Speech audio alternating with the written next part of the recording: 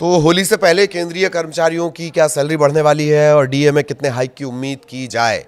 वेतन के साथ साथ पेंशन भी बढ़कर आएगा। केंद्रीय कर्मचारियों के लिए बड़ी खुशखबरी आ गई और होली से पहले खाते में मोटा पैसा आएगा।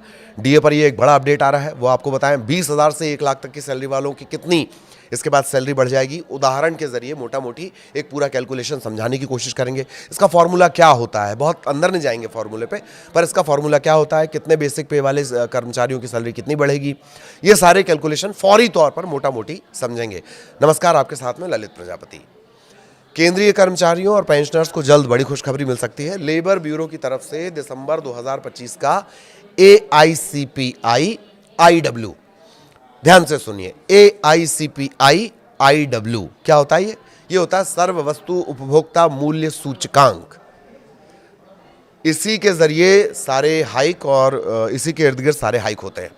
तो इसका डेटा जारी होने के बाद अनुमान लगाया जा रहा है कि महंगाई भत्ता और महंगाई भत्ता राहत, एक होता है DA जो कर्मचारियों को मिलता है, एक होता है DR डियरनेस रिलीफ, ये मिलता है पेंशनर्स को। तो DA और DR माना यह जा रहा है कि 2-2% ये बढ़ाया जा सकता है। अब वास्तव में कितना बढ़ेगा ये तो सरकार की घोषणा के बाद ही साफ होगा। कहा यह जा रहा है कि सरकार अगले महीने यानी मार्च 2026 में ये ऐलान कर सकती है। अब यहां ये जान लीजिए कि 7वें वेतन आयोग 7th पे कमीशन का समय 31 दिसंबर 2025 को खत्म हो गया, पर 8वें वेतन आयोग की सिफारिश होने, उसके लागू होने तब तक बहुत टाइम लग जाएगा। तब तक महंगाई से राहत कैसे मिलेगी? तब तक जो राहत मिलेगी वो 7th पे कमीशन के हिसाब से मिलेगी। इसी के हिसाब से डीए का कैलकुलेशन होता रहेगा। आपको बता दें कि सरकारी कर्मचारियों के बजट पर महंगाई का असर ना हो, इसे एडजस्ट करने के लिए महंगाई भत्ता टाइम टू टाइम सरकार बढ़ाती है। केंद्र सरकार साल में 2 बार जनवरी और जुलाई में डीए बढ़ाती है। इसका कैलकुलेशन बेसिक पे के हिसाब से किया जाता है। ऐसे में डीए बढ़ने पर कर्मचारियों की सैलरी बढ़ जाती है और डीआर बढ़ने पर पेंशनर्स की कुल पेंशन बढ़ जाती है। DA DR का जो कैलकुलेशन है वो AICPI IW के 12 महीने के औसत के आधार पर किया जाता है।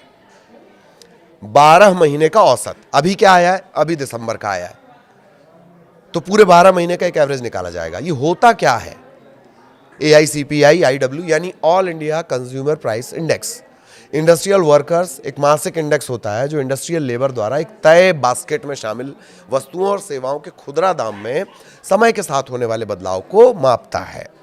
लेबर ब्यूरो हर महीने AICPI IW का आंकड़ा जारी करता रहता है। यही जो डेटा है लाखों मजदूरों, अच्छा जब मैं मजदूरों बोल रहा हूं तो इसको कर्मचारी समझिए, लाखों मजदूरों और कर्मचारियों के वेतन और डीए को तय करने के लिए इस्तेमाल किया जाता है। अब 2% महंगाई भत्ते की चर्चा हो क्यों रही है? क्योंकि दिसंबर 2025 के लिए ये जो आंकड़ा आया AICPI IW, इसका आंकड़ा है 148.2। इससे 12 महीने का एवरेज जो निकाला जाएगा, अगर इसी आंकड़े का जो 12 महीने सूचकांक का जो 12 महीने का एवरेज निकलेगा वो होता है 145.54। अब कैलकुलेशन के मुताबिक डीए बनता है 60.33%। 60.33% बनता है, इसे राउंड फिगर में 60% माना जाए। अब मौजूदा डीए चूंकि 58% है, ऐसे में 60 - 58 यानी 2% आता है। यही बढ़ोतरी हो सकती है, ये बताया जा रहा है। कहा जा रहा है कि सरकार मार्च में इस बात का ऐलान कर सकती है। कहा यह भी जा रहा है कि होली से पहले ही डीए बढ़ाने का ऐलान हो सकता है। आपको बता दें कि केंद्र सरकार ने जून 2025 के AICPI IW आंकड़े के आधार पर डीए में 3% की बढ़ोतरी की थी। तब वो बढ़कर डीए जो था वो 55 से बढ़कर 58 हो गया था। सरकार ने ये बढ़ोतरी अक्टूबर 2025 में नोटिफाई की थी। जनवरी 2026 के लिए कैसे निकाला जाएगा भाई डीए, बढ़ा हुआ डीए? पहले दिसंबर 2025 के डीए का कैलकुलेशन समझ लीजिए। डीए का कैलकुलेशन इस फॉर्मूले से होता है, DA = 12 महीने का AICPI का जो एवरेज है, सूचकांक का जो एवरेज है, ठीक है, इसके साथ 2001 का बेस उसमें इस्तेमाल होता है, ठीक, माइनस 261.42। इसको बटा करेंगे, गुणा करेंगे 261.42 गुणित 100, ठीक। ये बेस ईयर का फंडा है। पहले 2016 बेस ईयर के इंडेक्स को 2001 बेस ईयर में बदलना होगा। इसके लिए फैक्टर 2.88 का लगाया जाता है। 2.88 का ये फैक्टर 2016 वाले नए बेस को 2001 वाले पुराने बेस के बराबर करने के लिए निकाला गया है।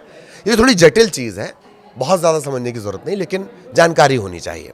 अब जनवरी के लिए डीए परसेंट जब निकाला जाएगा तो फॉर्मूले के आधार पर यह आएगा 60.33%। राउंड फिगर में माना जा रहा है कि 60% इसको माना जाएगा।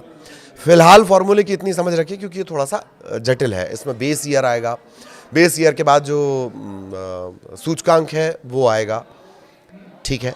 फिर 288.88 ये भी आएगा। आगे आपको उदाहरण भी बताएंगे। लेकिन क्या मार्च में डबल तोहफा मिल सकता है? ये एक बड़ा सवाल है। पहले इसका जवाब, प्रधानमंत्री नरेंद्र मोदी की अध्यक्षता वाली केंद्रीय कैबिनेट मार्च 2026 की शुरुआत में इस फैसले को मंजूरी दे सकती है। चूंकि ये बढ़ोतरी 1 जनवरी 2026 से लागू मानी जाएगी, इसलिए कर्मचारियों को सिर्फ बढ़ी हुई सैलरी नहीं मिलेगी बल्कि पिछले महीनों का पूरा एरियर मिलेगा।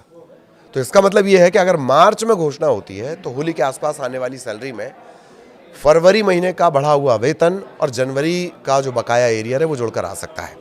त्योहार के मौके पर एक मुश्त राशि मिलना किसी तोहफे से कम नहीं है। पेंशन भोगियों के लिए भी ये उतनी बड़ी राहत की खबर होगी क्योंकि उनकी महंगाई भत्ता कर्मचारियों का होगा, महंगाई राहत किसकी हो गई? पेंशनर्स की हो गई। उनमें भी इसी अनुपात में बढ़ोतरी होगी। मौजूदा बढ़ोतरी 7वें वेतन आयोग की सिफारिशों के तहत की जाएगी। अब तक 8वें वेतन आयोग के गठन या लागू होने को लेकर सरकार की तरफ से जो टाइम पे अपडेट दिए जाते हैं, औपचारिक हरी झंडी हालांकि इसे मिली नहीं है।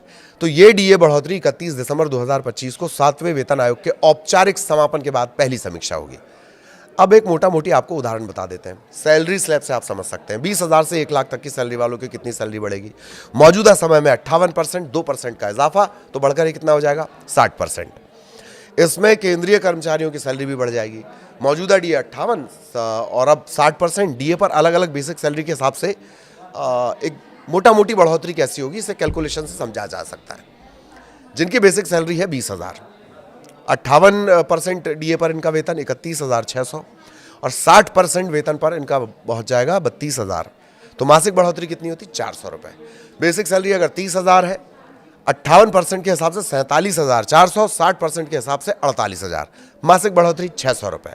जिनकी सैलरी 40,000 के स्लैब में है, 58% के हिसाब से 63,200, 60% के हिसाब से 64,000, महीने की बढ़ोतरी 800 रुपये। बेसिक सैलरी 50,000, 58% के हिसाब से 79,000, 60% के हिसाब से 80,000, मासिक बढ़ोतरी 1,000 रुपये की। बेसिक सैलरी 60,000 के स्लैब में, 58% के हिसाब से 94,800, 60% के हिसाब से 96,000, 1,200 रुपये की बढ़ोतरी। 70,000 के हिसाब से देखा जाए, 58% 1,10,600, 60% 1,12,000, महीने की बढ़ोतरी 1,400 रुपये। और जिनकी बेसिक सैलरी 80,000, 58 के हिसाब से 1,26,400, 60% के हिसाब से 1,28,000 ये पहुंचेगी। तो 1,1600 की मोटा मोटी इसमें बढ़ोतरी होगी। इसी तरीके से भी आगे के स्लैब है उसको आप 58 के हिसाब से और 60 के हिसाब से कैलकुलेट कर सकते हैं। बट मोटा मोटी ये जो बढ़ोतरी है ये हम आपको एक बता रहे हैं कि ये 2% अगर इजाफा होता है तब होगी। ये ऐलान के बाद ही क्लियर होगा। कुल मिलाकर देखा जाए तो केंद्रीय कर्मचारियों की जो सैलरी है सालाना 4,800 रुपये से 24,000 तक की इसमें बढ़ोतरी होगी अलग अलग स्लैब के हिसाब से। हालांकि 1 लाख से जो बेसिक 1 लाख से ज़्यादा बेसिक जो कर्मचारी सैलरी पाते हैं उसकी और ज़्यादा बढ़ेगी, उसका कैलकुलेशन हमने आपको नहीं बताया। लेकिन डीए में कितनी बढ़ोतरी होगी इसे लेकर अभी केवल कयास और अनुमान ही लगाए जा रहे हैं। वास्तविक बढ़ोतरी सरकार की जो घोषणा है उसके बाद ही पता चल पाएगी। तो अभी ये बिल्कुल क्लियर नहीं होगा। आगे इससे जुड़ा अपडेट जो भी रहेगा वो आप तक पहुंचाएंगे। नमस्कार।